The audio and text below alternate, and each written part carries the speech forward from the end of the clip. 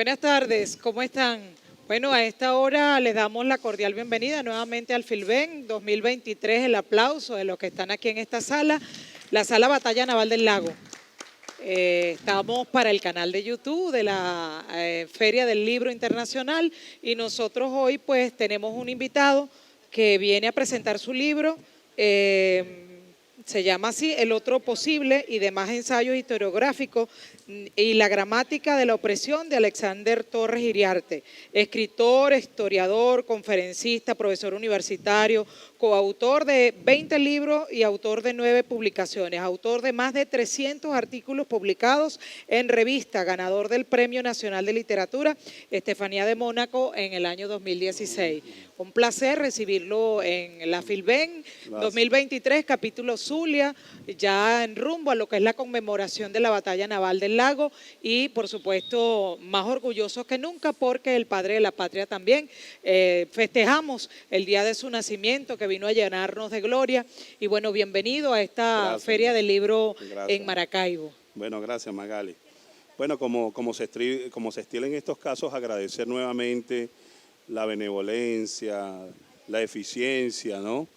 Y sobre todo el carácter divulgativo del Estado venezolano cuando de libro y de historia se trata. Claro. Este es dos productos, uno del Monte Ávila Editores, el otro posible y demás ensayos historiográficos, y uno más viejito, la gramática de la opresión del perro y la rana, ¿no? En líneas gruesas, yo me defino como un ensayista, ¿no? El ensayo, hay toda una discusión. Unos dicen que es un género, otros dicen que es una forma de escritura. En todo caso, hay elementos que distinguen esta forma de escribir o este género literario, ¿no? El primero es la brevedad. Yo parto del supuesto que la brevedad es una virtud. Ser breve requiere un esfuerzo extra porque desde el punto de vista cognitivo la síntesis y la evaluación son los últimos procesos que nosotros hacemos cuando nos enfrentamos a un conocimiento determinado, ¿verdad? Empezamos caracterizando, definiendo, etcétera, y cerramos con una síntesis y evaluación de los procesos. En tal sentido entraña una gran complejidad a hacer un ensayo, porque el otro elemento, además de la brevedad, es que a veces trata temas que son manoseados, conocidos, manidos, que muchas veces la gente cree que ya están agotados, pero queda en la habilidad de quien escribe sacarle un filón, un aspecto o un asunto que a veces ha sido soslayado o ha sido simplemente ninguneado por quien han escrito sobre el tema, ¿no? Okay. Y el tercer elemento, que creo que es el más complejo, es la subjetividad de quien escribe, de la manera como tú abordas un hecho, partiendo un poco de tu lente personal, pero en el caso mío respetando siempre la fuente, porque yo tengo esa doble condición. Por ser historiador, uno tiene mucho apego a la fuente, mucho respeto a la fuente, porque hay ensayos, sobre todo ensayos literarios muchas veces, que se dan el permiso de omitir la fuente, ¿no? Okay. Entonces, yo reitero el ensayo, defiendo el ensayo. Desde el respeto. Desde el respeto, ¿verdad? Haciendo también, creo yo, haciendo gala de algo que yo estoy convencido como profesor y como investigador, que en América Latina el ensayo, desde su origen, ha jugado un papel estelar, porque ontológicamente el ensayo tiene una preocupación de la búsqueda de lo que somos en cuanto somos. Y en Venezuela, y en nuestra América en general, pero en Venezuela en específico, tenemos algunos nombres de los cuales nos podemos sentir muy orgullosos y muy orgullosas, ¿no? Por ejemplo, don Mariano Picón Sala, considerado nuestro ensayista por excelencia. Por ejemplo, Mario Briceño Iragorri, ¿verdad? Uno merideño, el otro trujillano. Eduardo Arcila Faría, maravino, historiador, un gran escritor.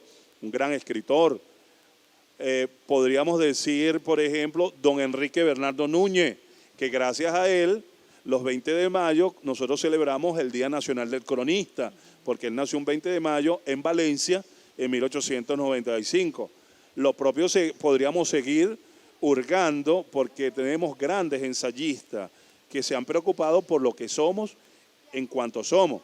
Pero si lanzamos una mirada mucho más amplia a nuestra América, nos vamos a encontrar desde Simón Bolívar, que muchos han calificado la Carta de Jamaica una especie de ensayo o un protoensayo del espíritu americano, pasando por supuesto, José Martí con Nuestra América, 1891, y el mismísimo José Rodó en 1900 con Ariel. Y todo el siglo XX, ahorita va en el 25, se conmemora los 100 años de un ensayo que se llama la raza cósmica, ¿no?, de José de Vasconcelos.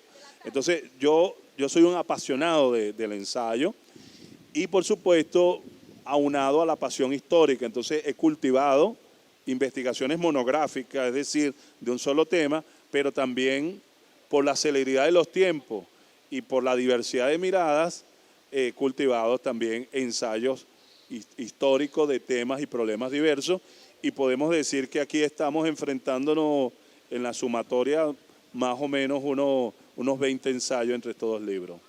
De los ensayos, ¿cuál nos puedes presentar hoy? Bueno, fíjate, en el caso de la gramática de la opresión, yo abro este libro con un ensayo que se llama Igual. Aquí hay diversidad de ensayos, obviamente. Yo privilegiaría en este caso la gramática de la opresión porque es el más metafórico y es con que lleva el nombre del conjunto todo de trabajo. La gramática de la opresión para mí es la manera tradicional como se ha enseñado y se ha interpretado la historia venezolana. Yo parto de la idea de que primero la historia entendida como la escritura, como el relato, como la narrativa de hechos y procesos, nunca es neutra. Hay un principio que dice, la historia puede estar mal escrita, pero nunca es inocente.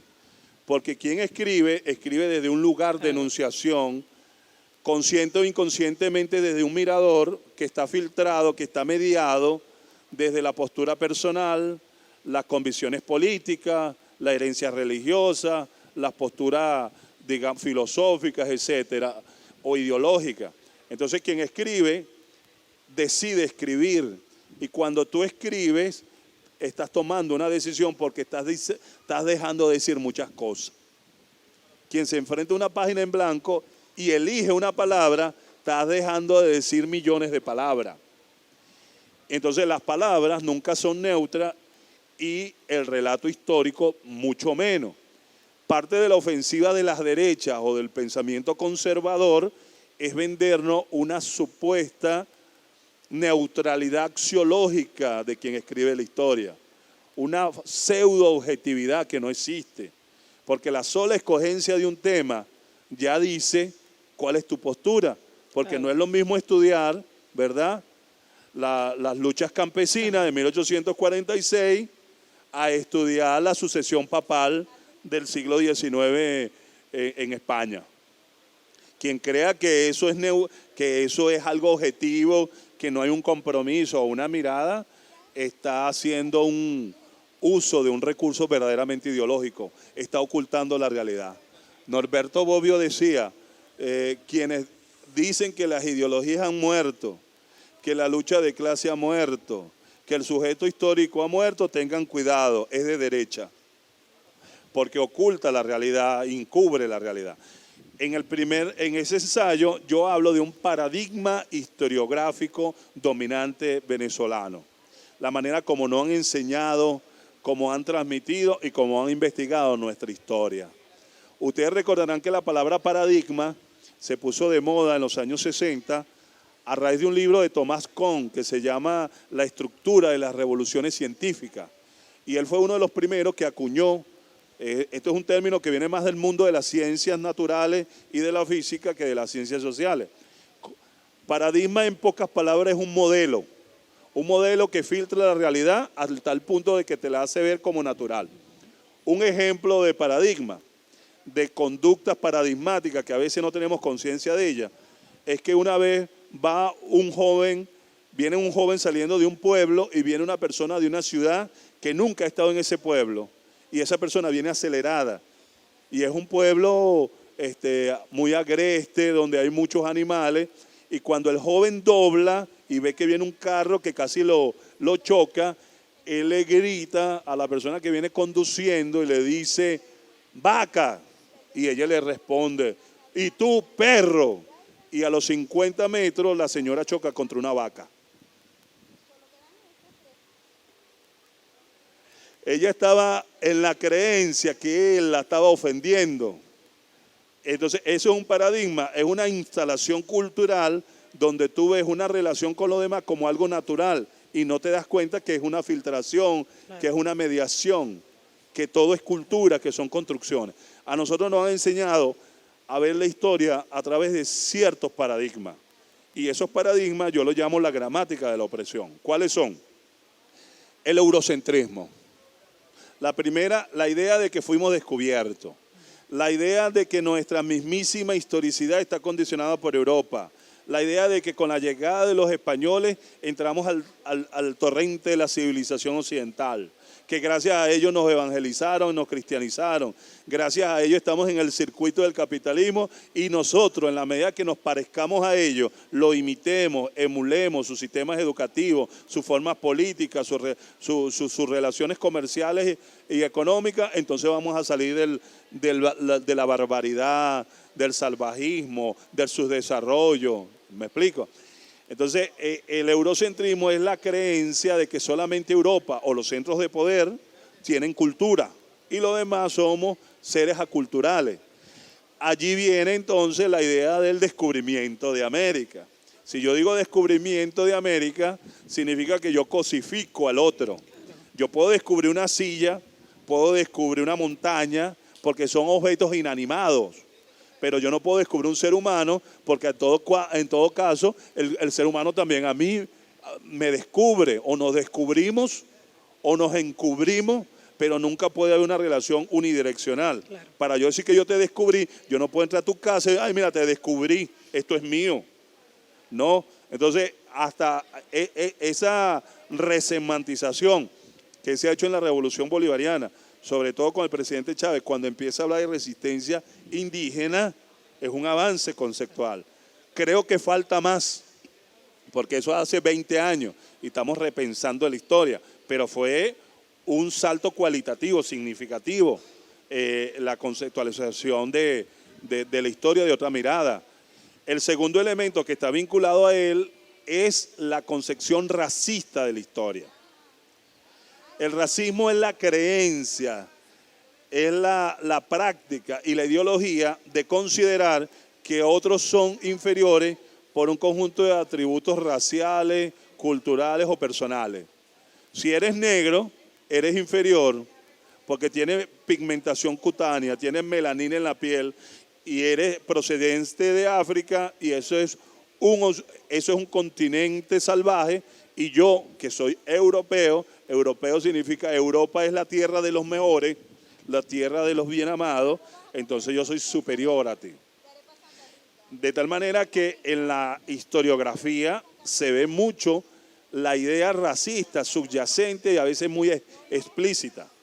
¿Quiénes de nosotros cuando estudiamos bachillerato, en primer año de bachillerato, con los libros de Alberto Arias Amaro o de Auroyepe Castillo en Historia Universal, cuando hablábamos de cultura colonial, ¿qué veíamos?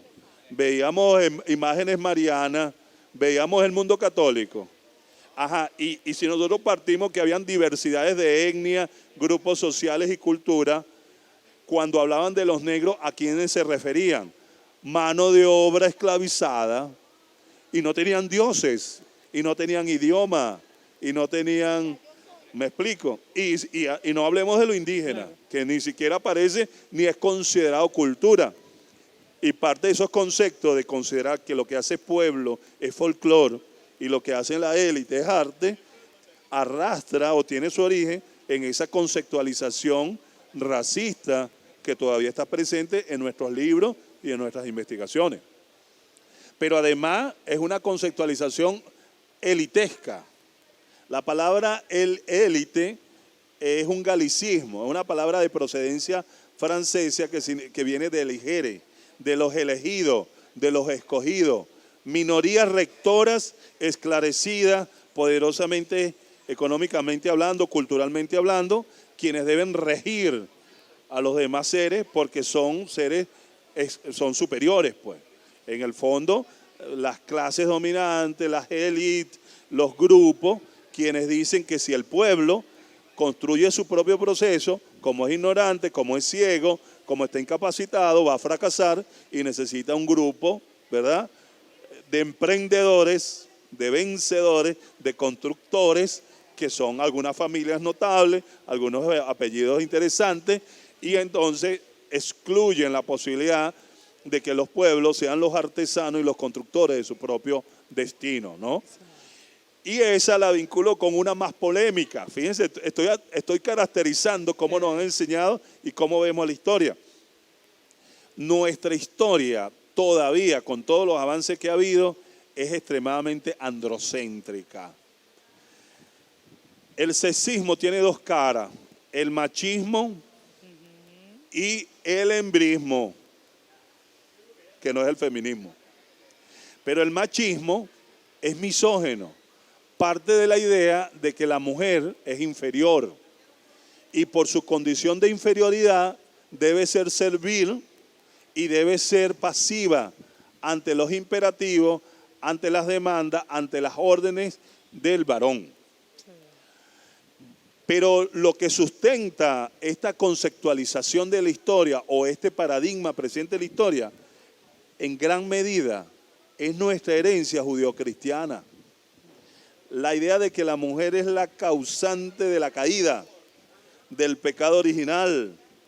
La idea de que la mujer es un ser inferior, que no tiene fe, femenina,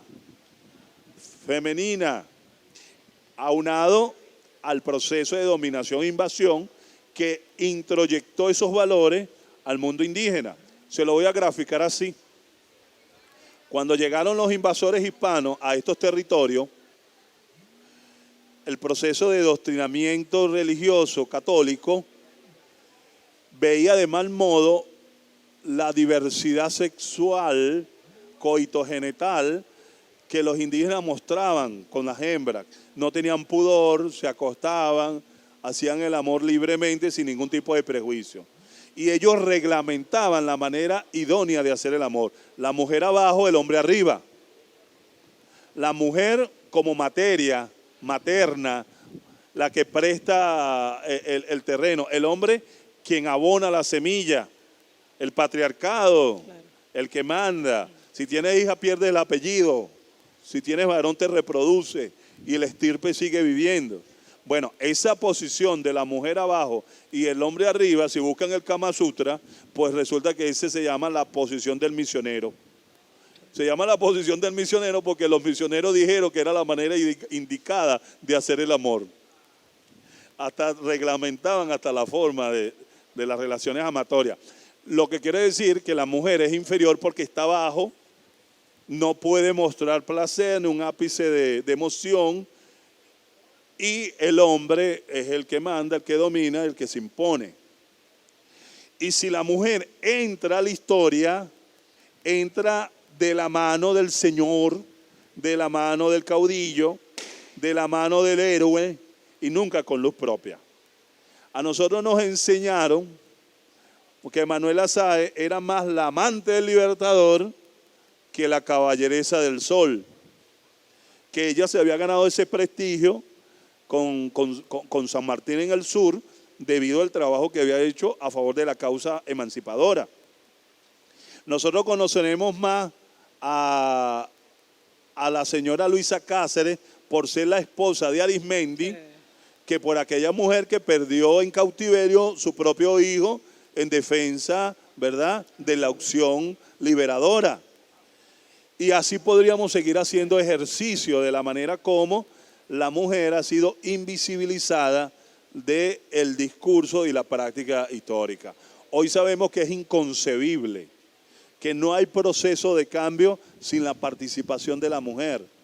Y la revolución bolivariana no es la excepción, que la gran mayoría que adelantan las transformaciones son las mujeres. Es que en la historia siempre ha sido así. Y sobre todo en el proceso de independencia, que no era un tiroteo el fin de semana en la cota 905 entre Coqui y la Alfae, no, eran 20 años de matanza. Y si tú te vas a matar 20 años, te tienes que llevar los hijos, llévate la cocina, llévate la mujer, hacer vida social, con todo lo que eso implica, ¿no? Con todo lo que eso es. Y en esa construcción social, sin la mujer, el hombre no da ni dos pasos. Además, para graficarlo también de una manera bastante didáctica, en plena campaña de Carabobo, cuando venían cuando terminaban la confrontación y venía la mortandad y recogían los cuerpos, muchos de esos cuerpos se desvestían, se quemaban, esos aperos se quedaban en el ejército, las botas de uno, los pantalones de otro, etcétera, y muchos eran mujeres disfrazadas de hombre, con hollín, sujetándose los senos, etcétera, para estar al frente disparando, porque muchas veces por su condición de mujer no podían estar a la vanguardia. Díganme si no es un acto de valentía o temerario que tengas que transgredir las normas sociales que se reflejan en el ejército mismo para exponer tu vida por una tarea tan noble como es la independencia. Entonces, a lo mejor otros iban a regañadientes, pero las mujeres iban sobre demasiada voluntariamente. Por eso es que cuando nosotros leemos casos como Josefa Camejo, a primera vista la gente se puede sorprender cuando dice, nosotros somos el bello sexo, pero queremos decirle a ustedes que nosotros somos capaces de soportar y de luchar por los mismos ideales, etcétera, palabras más, palabras menos. A nosotros nos sorprendemos, pero eso es lo que refleja la fuente, pero eso no es la excepción, esa es la regla. Solo que como los historiadores tenemos que buscar la fuente para afirmar o negar, y estas fuentes son muy androcéntricas porque las mujeres no eran considerados animales políticos, seres sociales, sino que estaban arrinconados a la casa, a lo doméstico, porque el hombre es de la calle y la mujer es de la casa, entonces obviamente no la vas a conseguir, ¿no? Claro. Y por supuesto, en esta conceptualización paradigmática, pues, un poco en esta descripción paradigmática, eurocéntrica, elitesca, clasista elitesca, ya dijimos machista, hay otra que es la visión centralista de la historia y que viene muy a propósito con lo que estamos conmemorando hoy y mañana. Nosotros, por ejemplo, estamos ahorita en un simposio internacional bicentenario de la batalla naval del Lago, pero los que son oriundos de Maracaibo o del Zulia lo pueden certificar mejor que este servidor caraqueño. Si en la escuela enseñan la importancia geoestratégica de la batalla naval del Lago de Maracaibo, si aparece en los libros, porque nosotros que celebramos hace 2 años el bicentenario de Carabobo, bajamos la Santa María imaginariamente creyendo que con Carabobo ya habíamos alcanzado la independencia de Venezuela, o como dijo Bolívar en el parte de Carabobo, el nacimiento político de Colombia. Y resulta que entre ese 24 de junio de 1821 hasta mañana, hasta el 24 de julio de 1823, hubo más de 60 combates.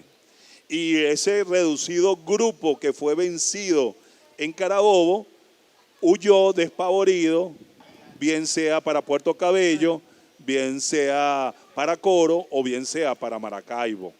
Y es aquí donde Bolívar va a mandar una carta, mejor dicho, Bolívar en el sur le va a mandar una carta a Sucre diciéndole que hasta que no reduzcamos a Morales, Francisco Tomás Morales, el último capitán general de Venezuela, la causa del sur, la guerra del sur está en veremos, está en peligro por la arremetida que puedan tener los españoles para hacerse con Nueva Granada, con Venezuela, y entonces es una regresión. Si tenemos una conceptualización centralista de la historia, negamos las particularidades regionales, ¿verdad? Y las especificidades locales que hacen que un proceso sea más rico y más complejo. Entonces, la visión centralista niega la complejidad de los procesos en general. Entonces, ante eso hay respuesta. Ante eso hay respuesta. Respuestas que ya están esgrimidas en nuestra Carta Magna, en los nuevos paradigmas emergentes de las ciencias sociales.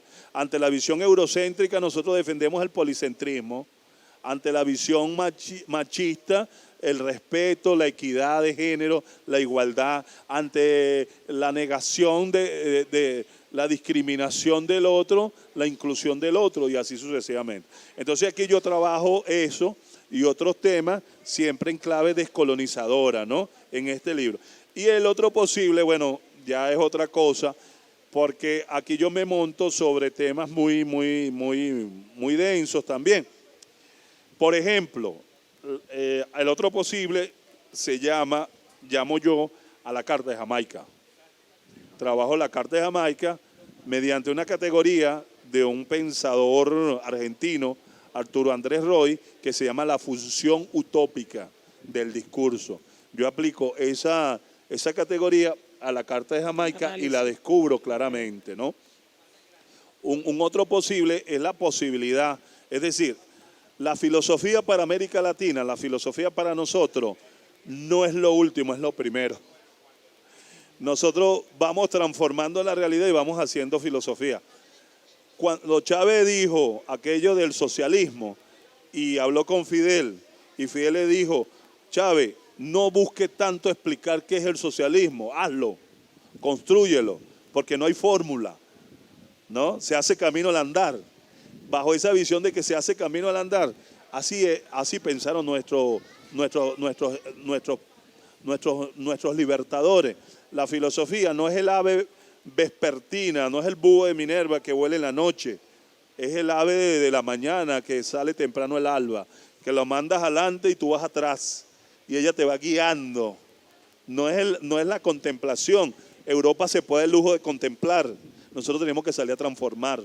Y tenemos que salir a transformar porque nos estamos buscando permanentemente, ¿no? Trabajo también el Correo del Orinoco, trabajo una categoría allí de un ensayo que yo lo llamo Los votos de mi corazón.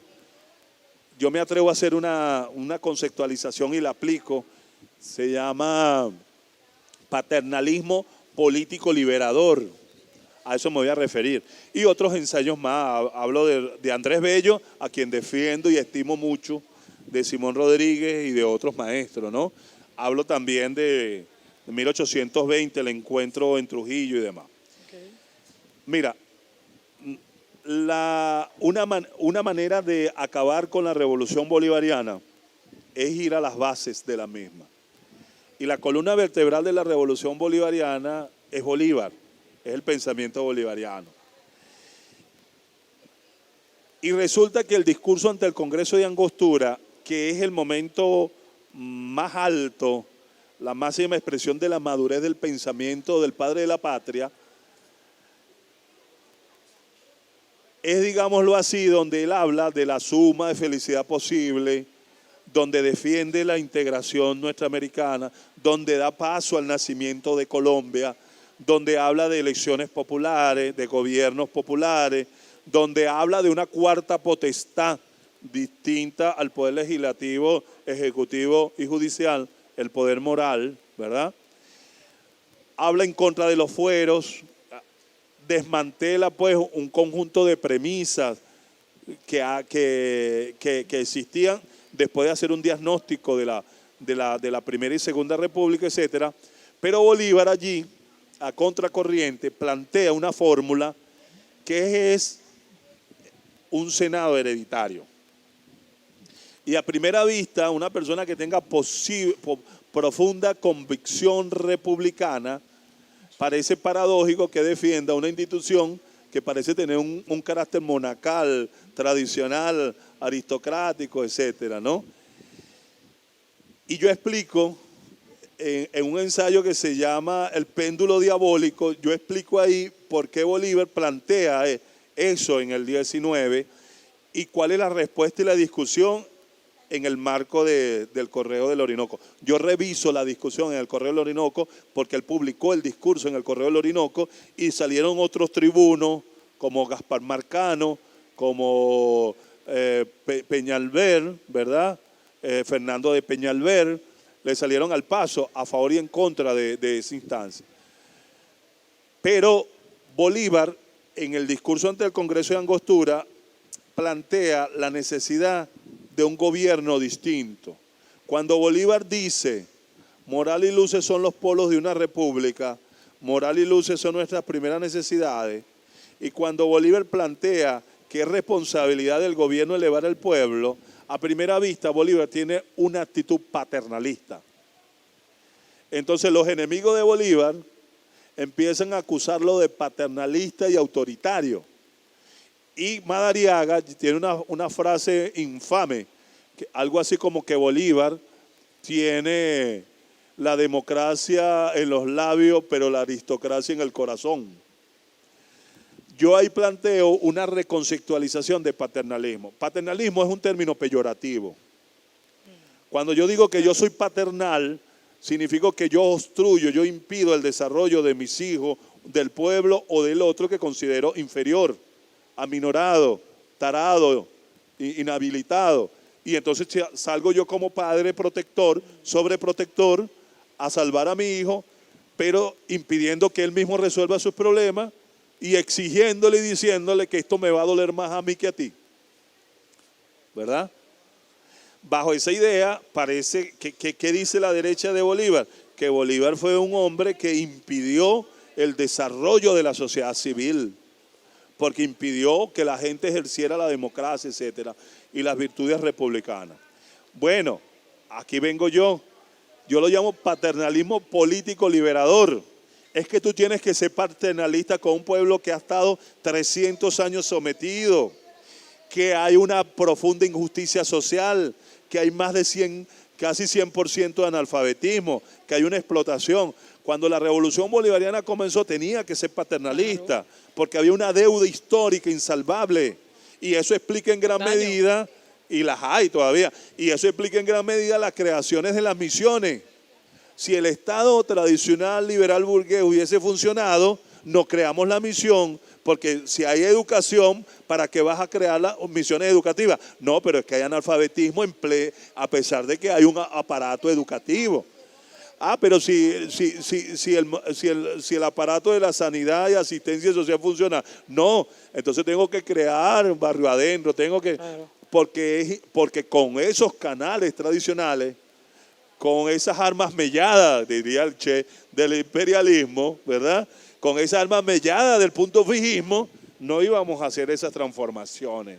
Entonces, Bolívar lo entendió así: adoptar y adaptar instituciones e ideas para facilitarle a los pueblos, elevarlo culturalmente para dar el salto cualitativo, para que se autorresponsabilice de su propio destino y para que ande con sus propios pies. Eso yo lo reflejo en el discurso ante el Congreso de Angostura, ¿ve? Entonces, como ve, hay otros ensayos de Bello. ¿Por qué yo digo que yo defiendo a Bello? Bueno, la historia no es un problema de buenos y malos. Nadie es enteramente bueno y nadie es enteramente malo. Nosotros podemos defender una postura a veces en un momento determinado y después nos enteramos que estamos equivocados y cambiamos punto de vista. ¿Estamos claros? Y digo esto porque a veces con Bello ocurre más o menos eso. Bello en algún momento manifestó su simpatía con la corona. Él fue un funcionario de la corona. Como mucha gente fue Adeco y Copellano antes de ser chavista. Porque aquí nadie viene de la luna. Y después, bueno, se convirtieron sinceramente, o saltaron la talanquera, o fueron lo que fuera. Los procesos históricos no son blanco y negro, sino que tienen matices y son circunstancias. Y sobre todo en época de transformaciones y cambios. Sí. Bello en algún momento manifestó su apego a la causa realista, sobre todo en el año 13, manda una carta casi adjurando del 19 de abril del año 10. Pero con todo y eso, Bello jamás traicionó la causa de la independencia, sino que hubo una coyuntura el 19 de abril del año 10, se sabía de de un brote revolucionario el 1 de abril, que no fue el 19 de abril, sino el 1 de abril, en la Casa de la Misericordia, y uno de los que estaba en la conspiración lo atraparon y dijo que Bello sabía eso, y seguramente Bello los acusó a todos. Un revolucionario dijo que Bello posiblemente los acusó a todos porque le develaron el movimiento de la Casa de la Misericordia. Y después eso lo repitieron los enemigos de Bello, los realistas, y todo el mundo lo repitió. Y entonces Bello pasó como un soplón. Pero Bello vivió 19 años en Inglaterra y murió en Chile en su última etapa. Y en el transcurso de toda su vida nunca vivió desprestigiando ni a Bolívar, ni a la causa revolucionaria, ni hablando. O sea, en su vida no hubo nunca, él pudo haber vivido como viven algunos hoy en día fuera del país, hablando mal de la revolución bolivariana y de Venezuela. Viven de eso. Bello nunca lo hizo. Y Bello, que yo le decía la otra vez a la gente, se lo decía el poeta Osuna, pasó una fecha tan importante, este año 23, que debimos hacer un evento, yo diría que internacional. Silva la agricultura en la zona tórrida. 1823, un poema donde Bello dice: dejemos la culta Europa y busquemos hacia América. Es un poema tan hermoso, este poema, esta Silva, que un gran pensador latinoamericano, Pedro Enrique Ureña, califica a Bello como el libertador cultural de América. Cuando uno lee ese poema es anti-eurocéntrico, es descolonizador, porque por primera vez un hombre que hizo una gramática propia, que rompió con la lengua del dominante, que no hizo una gramática de la opresión sino de la liberación, que ni Nebrija ni ningún otro hizo una cosa tan increíble, fue capaz de decir: busque América el espíritu americano, americanicemos América, entendida como un proyecto histórico distinto. Estaba claro. Era un humanismo no renacentista, era un humanismo americanista, partiendo de un sujeto histórico antropológicamente distinto. Pero entonces no quedamos con que Bello era copellano porque el señor Rafael Caldera hizo una biografía, o porque la Universidad Católica Andrés Bello se llama Andrés Bello. Entonces a veces la pereza se encubre de un criticismo que no es real. Es para no leerlo y entonces meter a todo el mundo en un solo saco. Como me decía un viejo amigo cuando se cayó el muro de Berlín, decía: menos mal que perdimos, así no tengo que leer a Carlos Marx. Eso, así de sencillo. Entonces, en apretada síntesis, yo lo llamo Bello en la ancha mirada, y hago un repaso de Bello en 10 pensadores venezolanos, desde Vicente Dávila, pasando por Ángel Rosenblatt, Mariano Picón Sala, Mario Briceño Iragorri, el maestro Pedro Grace, Óscar Zambrano Urdaneta, Luis Beltrán Prieto Figueroa, y otros más que ahora no recuerdo, que hacen un paseo de Bello y van descubriendo a Bello. Y van entendiendo que Bello fue un pensador universal, un pensador verdaderamente universal, con sus bemoles, con sus contradicciones, como todo. Bello siempre trató de venir a Venezuela, pero no pudo.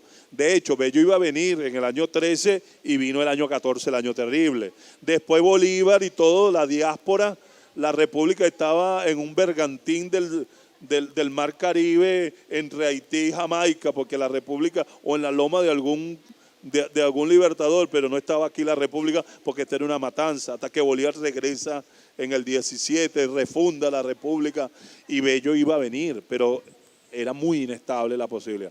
Y Bello también se le murieron hijos de hambre, también pasó mucho trabajo, ¿no? Y era un genio, como era un genio Simón Rodríguez, a quien yo trato acá, que son dos caracteres que a veces creemos que son antagónicos y a veces hasta se parecen, porque Bello también fue un pensador, solo que tiene una obra mucho más voluminosa, ¿verdad? Más densa en el sentido de que es más sistemático, filosofía del entendimiento, la gramática, derecho internacional, pintaba, dibujaba, ¿verdad? Fundó la Universidad de Chile, de Santiago de Chile, dio un memorable discurso en 1842, ¿verdad? Y vivió también 85 años, igual que el maestro, 84 y 85 años murieron los dos, vivieron los dos. En algún momento coincidieron posiblemente en Europa, porque la biografía de Rodríguez hay más vacío que la de Bello mismo, ¿no? Pero lo que yo insisto es eso, pues la idea de que nosotros, el otro posible es como su nombre lo dice, la alteridad. Seguimos tratando de ser otro. Y cuando yo leo a los maestros, a todos estos que he mencionado yo a otros, yo siento la misma angustia del ensayista, que Andrés Eloy Blanco lo relata muy bien en un poema, cuando él dice, pobre Venezuela, no sé si en el agua, en la sangre o en la placenta, que el hijo vil se le eterniza adentro y el hijo grande se le muere afuera. Porque cuando yo veo a Francisco de Miranda, murió afuera. Cuando veo a Andrés Bello, murió afuera. Cuando veo a Antonio José de Sucre asesinado afuera, al libertador Simón Bolívar. Entonces él decía, pero tantos grandes, pero están afuera, pero ¿dónde está? ¿Y por qué somos como somos? ¿Y por qué con grandes leyes, con extraordinarias leyes, hacemos leyes para no cumplirlas?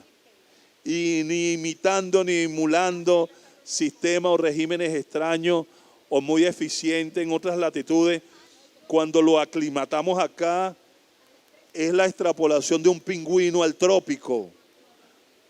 O sea, es imposible que habite en esto. Entonces, insisto, el ensayo es un pretexto perfecto para abrir vetas investigativas, preocupaciones que nos ayuden a comprender nuestra historia. La historia entendida como la ciencia del presente, porque como dijo un gran historiador francés, no me hablen del pasado, yo soy historiador. Gracias. Bueno, y fíjense, el aplauso de ustedes, el profesor Alexander Torres Iriarte. Clarito está, ese premio de la literatura del 2016, más claro imposible, ¿no? Además Mosca. Que es una clase que hemos recibido hoy. Monte Ávila es la editora de los libros y bueno, gracias por haber estado en esta sala. Batalla Naval del Lago, cuando ya mañana es la conmemoración. Maracaibo se viste de fiesta, Venezuela debe vestirse de fiesta para conmemorar esos 200 años y conmemorar también el natalicio del hombre más grande del siglo y yo diría que del mundo. Yo clarita del mundo, el padre libertador Simón Bolívar. Así que mil gracias, el aplauso de ustedes de esta sala, a este invitado de lujo, a que nos presentara sus libros, sus aportes a la investigación y en ensayos, pues hemos aprendido mucho. Muchas gracias. Nuevamente el aplauso. Gracias. Gracias, bueno. Iris.